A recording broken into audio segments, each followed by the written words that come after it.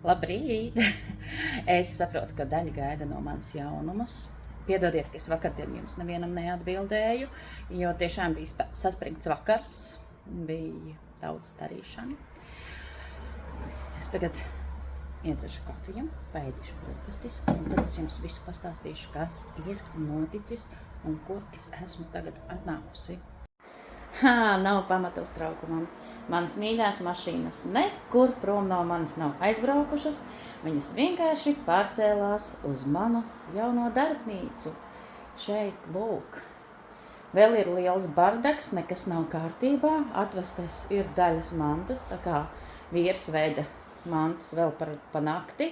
Tad no es šorīt esmu atnākusi mazliet sakārtot, paēst brokastis, vēl nav ne šķīvīši, ne bļodiņas. Piedodiet par skatu, kāds ir. Tālāk parādīšu te mazliet tālāk. Lūk, es nedarbošos šeit viena. Mēs būsim divatā.